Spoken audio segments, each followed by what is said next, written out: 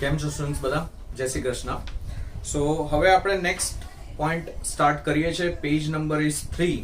Last સેશનમાં આપણે unit number 4 માં ક્વેશ્ચન નંબર 2 સ્ટાર્ટ કર્યો હતો. What are the different methods of job evaluation. એમાં ફર્સ્ટ મેથડ રેન્કિંગ મેથડ, જે આપણે કહીએ સૌથી સિમ્પલ મેથડ છે, એ આપણે કમ્પ્લીટ કરી લીધી હતી. પરફોર્મન્સ એપ્રેઝલમાં પણ આપણે આવી જ એક મેથડ લર્ન કરી હતી. જ્યારે આપણે લાસ્ટ સેશનમાં મેથડ નું ડિસ્કશન સ્ટાર્ટ કર્યું હતું ત્યારે મેં તમને કમ્પેરિઝનના વેમાં સમજાવ્યું હતું કે ભાઈ in performance appraisal also there is one ranking method. એવી જ રીતે જોબ ઇવેલ્યુએશનમાં પણ સેમ આ મેથડ એ લોકોએ યુઝ કરી છે. જોબ ઇવેલ્યુએશનનો જો તમને ખાલી મીનિંગ ફરીથી એકવાર રિવાઇઝ કરાવી દઉં. Job evaluation means to know the real worth of a job. Real worth એટલે મેં તમને કીધું હતું ઇમ્પોર્ટન્સ ઓફ અ જોબ. ઓર્ગેનાઇઝેશનને ખબર હોવી જોઈએ, કંપનીને ખબર હોવી જોઈએ કે પર્ટિક્યુલર જોબની, પર્ટિક્યુલર પોઝિશનની ઇમ્પોર્ટન્સ શું છે કંપની માટે. તો એના બેઝ ઉપર કંપનીને ખ્યાલ આવશે કે ફેર જે આપણે કહીએ સેલરી છે કે ફેર વેજ સ્ટ્રક્ચર છે એ જોબ માટે કેટલું આપવું જોઈએ, so as to attract the candidate. કેન્ડિડેટને એવું ન લાગવું જોઈએ કે યાર આ જોબ ઇમ્પોર્ટન્ટ બહુ જ છે, સોરી, આ જોબ ઇમ્પોર્ટન્ટ બહુ જ છે બટ એના રિલેટેડ એને સેલરી ઓછી મળે છે. આઈધર એવું પણ ન લાગવું જોઈએ કે ભાઈ સેલરી વધારે પડતી જ તમે આપો છો, જોબ એટલી ઇમ્પોર્ટન્ટ નથી. ક્લિયર? એટલે જો કંપનીને રિયલ વર્થ ખબર હશે, રિયલ વેલ્યુ ખબર હશે, ઇમ્પોર્ટન્સ ખબર હશે જોબનું, તો તમે એના રિલેટેડ એ પર્ટિક્યુલર જોબ માટે સેલરી ફિક્સ કરી શકશો. That is the main reason behind doing job evaluation. That is the main objective of doing job evaluation. Clear? So that was the meaning જે આપણે ક્વેશ્ચન 1 માં લર્ન કર્યો અને પછી question 2 માં આપણે મેથડ સ્ટાર્ટ કરી કે જોબ ઇવેલ્યુએશન ની મેથડ્સ કઈ કઈ છે. એમાં ફર્સ્ટ મેથડ આપણી કમ્પ્લીટ થઈ ગઈ, રેન્કિંગ મેથડ. અને હવે આપણે સ્ટાર્ટ કરવાની છે that is first and second બંને મેથડ્સ થઈ ગઈ છે. Job classification method, grading method પણ આપણી કમ્પ્લીટ થઈ ગઈ. Now we need to start with the third method, that is factor comparison method. જો શું છે મેથડમાં starting paragraph, page number is 3, unit number 4. In this method, each job is ranked for several times according to the series of factors, and these factors underline કરો. Method નું નામ છે ને factor comparison method. એટલે કયા કયા factors ના base ઉપર તમે પર્ટિક્યુલર જોબને રેન્ક આપશો. અહીંયા પણ રેન્ક જ આપવાનો છે. જેવી રીતે રેન્કિંગ મેથડમાં પણ તમે જોબને રેન્ક આપતા હતા. જે હાઈએસ્ટ રેન્ક જોબ હોય એને વધારે સેલરી, જે લોએસ્ટ રેન્ક જોબ હોય એની ઓછી સેલરી, એ રેન્કિંગ મેથડ હતી. તો અહીંયા પણ રેન્ક જ આપવાનો છે but rank is given based on a particular factor. તો કયા કયા ફેક્ટર્સ કંપની કન્સિડર કરશે એ તમને નેક્સ્ટ લાઈન આપી છે. That is very important for MCQ.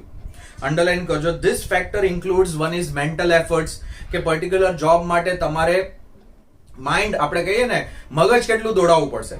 How much mental efforts you need to put. ઘણી જોબ એવી હોય કે આપણે કહીએ ને સૌથી વધારે મગજથી જ કામ કરવું પડે, કેલ્ક્યુલેટિવ આપણે કહીએ વર્ક હોય. ક્લિયર? કન્ટિન્યુઅસલી તમારે મગજ દોડાવવું પડે. ડિસિઝન મેકિંગ છે, પ્લાનિંગ કરવાનું છે, સ્ટ્રેટેજીસ બનાવવાની છે, જોવાનું છે ઇમ્પ્લિમેન્ટ થાય છે પ્રોપરલી કે નહીં. કોન્સ્ટન્ટલી તમારું માઇન્ડ એક્ટિવ રહેશે, તો એને કહેવાય mental effort. Clear?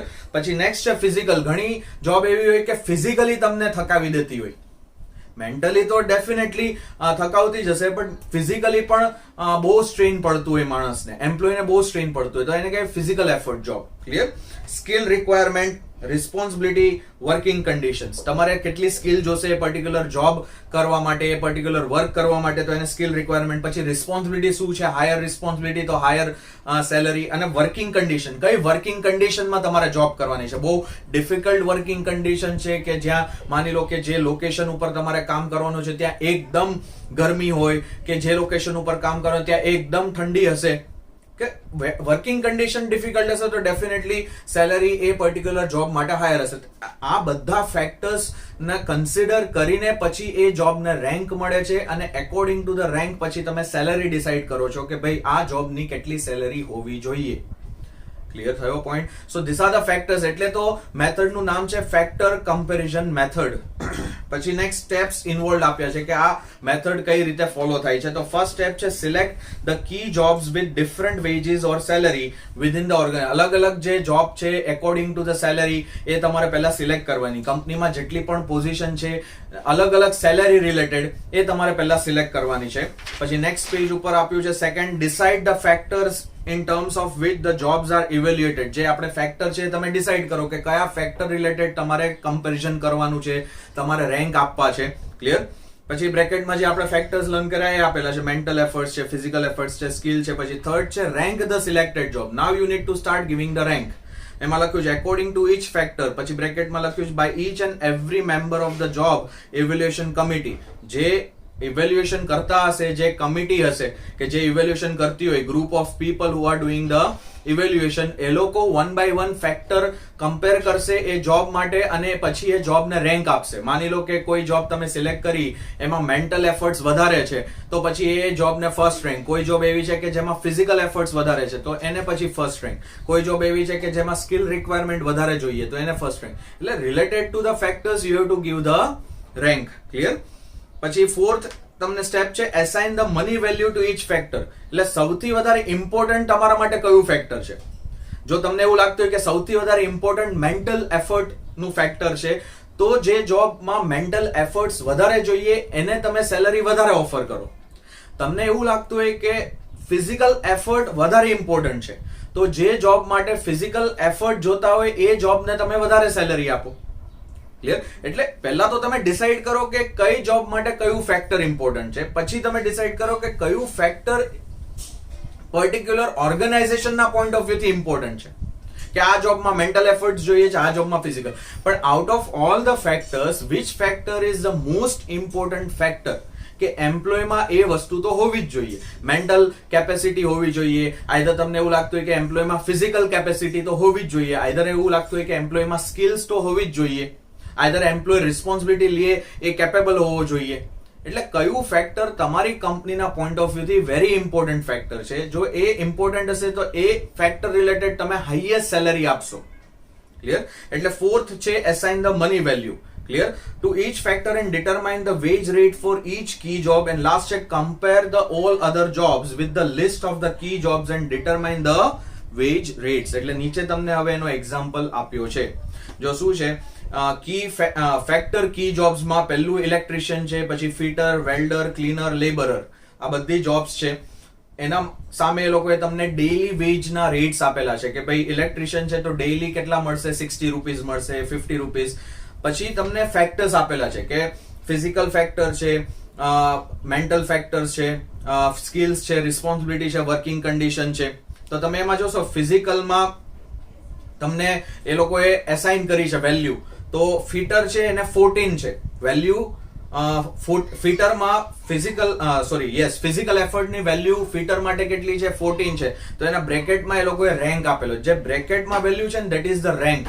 Clear? 14 is the first rank. પછી એનાથી લોઅર વેલ્યુ છે 12, તો એ સેકન્ડ રેન્ક છે. પછી 11 છે એ થર્ડ રેન્ક છે.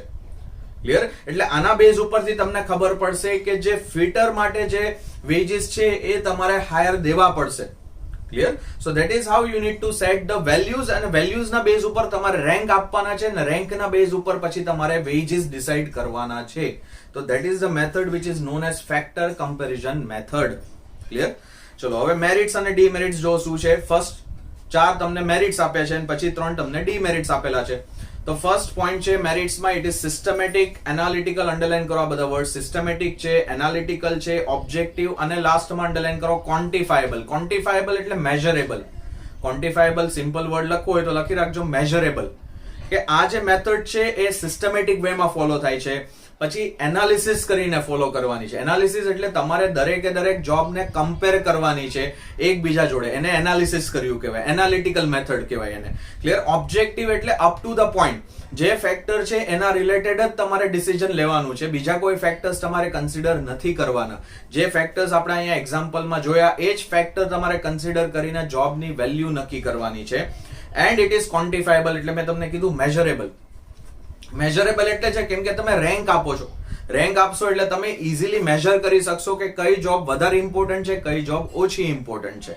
ક્લિયર? પછી સેકન્ડ નંબર બેનિફિટ છે, in this method each job is compared with other job. Underline કરો job is compared with other, અને પછી લાસ્ટમાં અંડરલાઈન કરો determine its relative money value.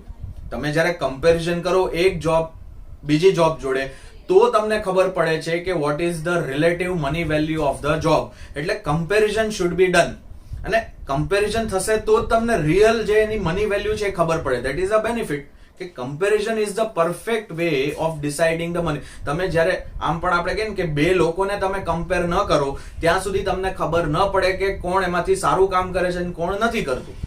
હા, પણ બંનેનું લેવલ સેમ હોવું જોઈએ. એવું ન હોવું જોઈએ કે એક બહુ સ્ટ્રોંગ છે કેન્ડિડેટ અને એક બહુ વીક કેન્ડિડેટ છે, એને કમ્પેર કરો તો સ્ટ્રોંગ કેન્ડિડેટ જ સારો લાગવાનું. બંનેનું લેવલ સિમિલર હોવું જોઈએ, બંને એક જ સરખું કામ કરતા હોવા જોઈએ. તો તમને પછી કમ્પેરિઝન કરવાની ખબર પડે કે યસ આ વધારે સારું કામ કરે છે અને આ નથી સારું કામ કરતો.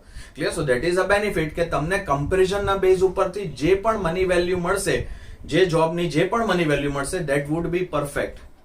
પછી થર્ડ છે, અંડરલાઈન કરો, ફેરલી easy to explain. Clear?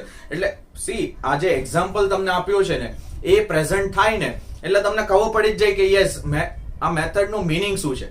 So based on example, it is very easy to understand or it is very easy to even explain the method. And last છે underline કરો, flexible word. પછી લખ્યું છે because there is no upper limit on the rating of the factor. કોઈ એવી maximum limit એ લોકોએ set જ નથી કે ભાઈ આ ફેક્ટર છે તો એને આટલા જ રેટિંગ આપવાના, એવું કોઈ ફિક્સ નથી. Company can decide their own ratings for a particular factor. એટલે ફ્લેક્સિબલ છે. ઘણીવાર કંપની અમુક ફેક્ટર્સ ને ઓછા રેટિંગ્સ પણ આપી શકે, ઘણા ફેક્ટર્સ ને હાયર રેટિંગ્સ પણ આપી શકે. It depends on the company. So it is very flexible method two follow. Clear? So total 4 benefits. પછી ડીમેરિટ્સ આપેલા ટોટલ 3. તો ફર્સ્ટ લાઈન અંડરલાઈન કરો, ફર્સ્ટ પોઈન્ટમાં અંડરલાઈન કરો, ડિફિકલ્ટ ટુ અન્ડરસ્ટેન્ડ એટલો પાર્ટ. પછી આગળ લખ્યું two explain and two operate this method. Generally જોવા જાવ તો આને તમારે ઓપરેટ કરવી હોય, ઓપરેટ એટલે ઇમ્પ્લિમેન્ટ કરવી હોય ને, એપ્લાય કરવી હોય તો it is very difficult to understand. It is very difficult to apply this method. Yes, you can explain other. Orally કોઈને એક્સપ્લેન કરવી હોય તો તમે કરી શકો છો, થિયોરિટિકલી તમે કોઈને સમજાવી શકો છો, બટ પ્રેક્ટિકલી જ્યારે એપ્લાય કરવાની વાત આવે તો it is very very difficult to apply this particular method. કેમ કે કંપની વાઇડ ફેક્ટર્સ અલગ અલગ તમારે સિલેક્ટ કરવા પડે, ઇવન જોબ વાઇઝ ફેક્ટર્સ અલગ અલગ સિલેક્ટ કરવા પડે, અને પછી એની વેલ્યુ તમારે ફિક્સ કરવી પડે. એટલે it will take time. It is quite difficult to apply this method. Clear? પછી સેકન્ડ છે, use the same factor that is criteria for all the jobs. Underline કરો આટલો પાર્ટ. બધી જ જોબ માટે સેમ ફેક્ટર તમે યુઝ કરો છો એવું ન હોય. આ જે electrician, fitter, welder, cleaner, labour, આ બધી જોબ માટે તમે ફેક્ટર સેમ સિલેક્ટ કરી લીધા. ફિઝિકલ ફેક્ટર છે, મેન્ટલ ફેક્ટર છે, સ્કિલ રિક્વાયરમેન્ટ છે, રિસ્પોન્સિબિલિટી. અમુક જોબ્સ એવી છે કે જેમાં એ ફેક્ટર અફેક્ટ પણ ન કરતું હોય. ઘણી બધી જોબ્સ એવી હોય કે ભાઈ એમાં આપણે કહીએ ને કે સ્કિલ રિક્વાયરમેન્ટ હોય જ નહીં, સ્કિલની કોઈ જરૂર જ નથી, તો એ ફેક્ટર તમે યુઝ જ શું કામે કરો? પણ તમે ફેક્ટર નક્કી કરી લીધું ને એટલે એ ફેક્ટર પછી તમે બધી જોબ માટે એપ્લાય કરશો. તો that is a wrong way of doing the comparison, or that is a wrong way of giving the rank. જે ફેક્ટર રિલેવન્ટ નથી એ ફેક્ટર યુઝ જ ન થવું જોઈએ, પણ તમે અહીંયા ફેક્ટર્સ બધી જ જોબ માટે કોમન સિલેક્ટ કરી લો છો. Clear? So that is second number demerit. And third છે, ધીસ મેથડ અંડરલાઈન કરો, એમાં word time consuming and costly બંને છે. એટલે ટાઈમ કન્ઝ્યુમિંગ મેં તમને ફર્સ્ટ ડીમેરિટ વખતે જ સમજાવી દઉં. Y it is time consuming? Because તમારે ફેક્ટર્સ ડિસાઇડ કરવાના, એની વેલ્યુ ડિસાઇડ કરવાની, પછી રેન્ક આપવાના, પછી રેન્કના બેઝ ઉપરથી સેલેરી ડિસાઇડ થાય. So it is very time consuming and it is costly because તમારે એના માટે સેપરેટ લોકો અપોઇન્ટ કરવા પડે જે આ મેથડ ફોલો કરી શકે, એ લોકોની સેલેરીઝ આપવી પડે. So it is quite costly to follow this method also. Clear? So total 3 demerits આપેલા છે. So I hope third જે મેથડ છે ફેક્ટર કમ્પેરિઝન એ ક્લિયર થઈ ગઈ હશે બધાને. જે એક્ઝામ્પલ છે ને, ટ્રાય ટુ અન્ડરસ્ટેન્ડ એક્ઝામ્પલ. દરેક મેથડમાં તમને એક્ઝામ્પલ આપેલા, તમે ખાલી એક્ઝામ્પલ ઉપર ફોકસ કરશો ને તો પણ ઓવરઓલ તમને મીનિંગ ખબર પડી જશે. અને MCQ ક્વેશ્ચન્સ પૂછાવાના છે તો તમને મીનિંગ ખબર પડે ને એ સૌથી ઇમ્પોર્ટન્ટ છે. મીનિંગ બેઝડ તમને MCQs વધારે પૂછાશે. So try to focus and remember meaning part. Most important તમારા માટે આ બધી મેથડ્સ જે લર્ન કરીએ છીએ પરફોર્મન્સ એપ્રેઝલમાં કે પછી જોબ ઇવેલ્યુએશનમાં, બધામાં મેથડ્સમાં meaning are very very important. Clear? ચલો લાસ્ટ જે મેથડ છે that is point method. Clear? This is the last method of job evaluation. આ પતશે એટલે જોબ ઇવેલ્યુએશન નો ટોપિક, યુનિટ 4 નો ટોપિક પતશે. પછી સેકન્ડ ટોપિક આપણે સ્ટાર્ટ કરવાનો રહેશે, ધેટ ઇઝ કમ્પેન્સેશન ને એ બધું. જો શું છે પોઈન્ટ મેથડમાં, this method is widely used. Clear? Out of all the methods જે મેક્સિમમ કંપનીઝ યુઝ કરે છે એ આ મેથડ છે. શું કામે? પોઈન્ટ નીચે આપ્યા છે. આ મેથડ કઈ રીતે ફોલો થાય છે? ફર્સ્ટ છે key jobs are selected and key factors. જેવું આપણે ફેક્ટર કમ્પેરિઝનમાં લર્ન કર્યું ને કે તમારે પહેલા જોબ સિલેક્ટ કરવાની, એના માટે ફેક્ટર સિલેક્ટ કરવાના, એ જ પોઈન્ટ છે. Key jobs and key factors are identified. પછી second, points will be assign. અહીંયા રેન્ક નથી દેવાતો, અહીંયા પોઈન્ટ્સ દેવાય છે કે કયા ફેક્ટર માટે હાયર પોઈન્ટ્સ, કયા ફેક્ટર માટે લોઅર પોઈન્ટ્સ. ક્લિયર? પછી લખ્યું છે ઈચ ફેક્ટર. પછી થર્ડ પોઈન્ટ છે points are added to decide the total points. પછી એ જોબમાં જેટલા ફેક્ટર્સ તમારે યુઝ કરવાના છે એ બધા ફેક્ટરના જે પોઈન્ટ્સ છે ને એનું ટોટલ થશે. માની લો કે ફિઝિકલ એફર્ટ છે એને તમે 10 પોઈન્ટ્સ આપેલા છે, મેન્ટલ એફર્ટ છે એને 20 પોઈન્ટ્સ આપેલા છે, તો 20 + 10 ટોટલ કેટલા થયા પોઈન્ટ્સના? 30. તો એના બેઝ ઉપરથી પછી તમારે ડિસાઈડ કરવાનું કે એ જોબ ઇમ્પોર્ટન્ટ કહેવાય છે કે નથી ઇમ્પોર્ટન્ટ કહેવાતી. એટલે અહીંયા પણ છે તો ફેક્ટર જ, અહીંયા પણ તમારે ફેક્ટર જ સિલેક્ટ કરવાના છે, પણ અહીંયા રેન્ક નથી દેવાના. અહીંયા તમારે પોઈન્ટ્સ એસાઇન કરવાના છે અને પોઈન્ટ્સનો ટોટલ કરવાનો છે. ટોટલ કરીને પછી તમારે ડિસાઈડ કરવાનું છે. ક્લિયર? નેક્સ્ટ પોઈન્ટ જો આફ્ટર his નથી, it is this. After this, relative worth of the job and wage rate is decided. એ તમે પોઈન્ટ્સ નો ટોટલ કરો એટલે તમે જે હાઈએસ્ટ હોય પોઈન્ટ્સ, જે ટોટલ હાઈએસ્ટ થાય ને એ પર્ટિક્યુલર જોબ આપણે કહીએ ને એની વર્થ, એની ઇમ્પોર્ટન્સ વધારે અને એના માટે તમારે વેજીસ વધારે દેવાના.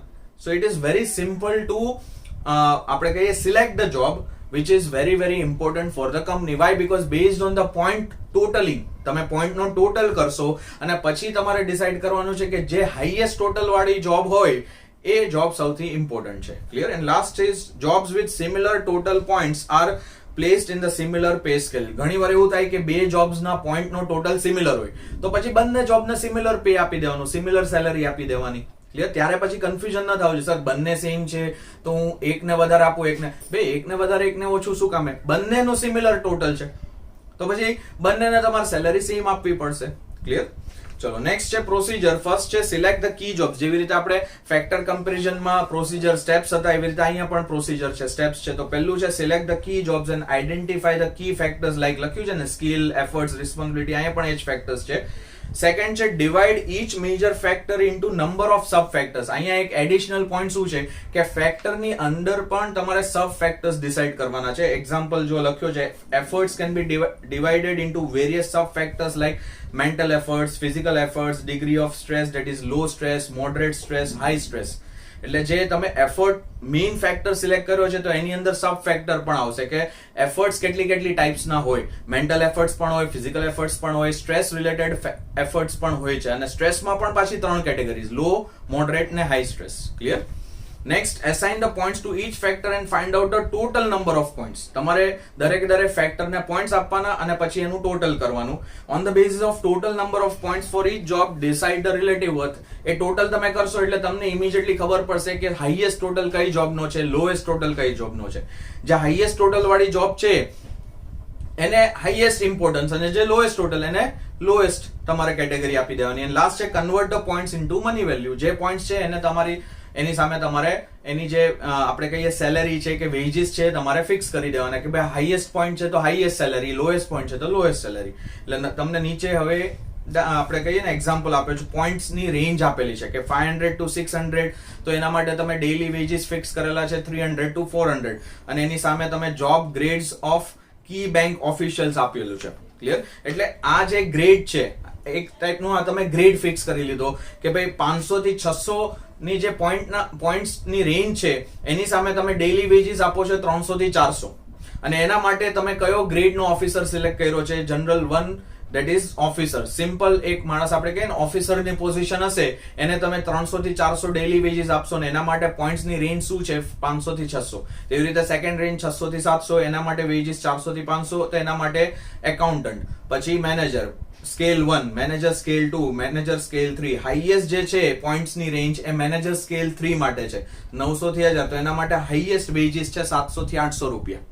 ક્લિયર? એટલે જે હાઈએસ્ટ આપણે કહીએ કે પોઈન્ટ્સ છે એના માટે હાઈએસ્ટ વેજીસ. મેં તમને કીધું ને પોઈન્ટ્સ નો ટોટલ કરવાનો અને જે હાઈએસ્ટ ટોટલ વાળા પોઈન્ટ્સ હોય ને એને તમારે હાઈએસ્ટ સેલરી આપવાની. એના માટે જે પણ જોબ છે એ તમારે ફિક્સ કરી દેવાની. ક્લિયર?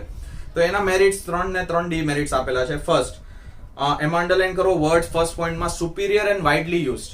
મેક્સિમમ કંપનીઝ આ મેથડ યુઝ કરે છે and it is superior. Superior એટલે more important than any other methods. પછી સેકન્ડ છે ટેક્સ ઇન્ટુ એકાઉન્ટ, અંડરલાઈન કરો, takes into account all key factors. બસ જેટલા પણ મેઇન ફેક્ટર્સ છે પર્ટિક્યુલર જોબ માટે એ બધા કી ફેક્ટર્સ કન્સિડર કરે છે આ method sorry. Number third, in this method there is no possibility, underline કરો, નો પોસિબિલિટી ઓફ પર્સનલ બાયસ. એટલે જે પણ આપણે કહીએ ઓફિસર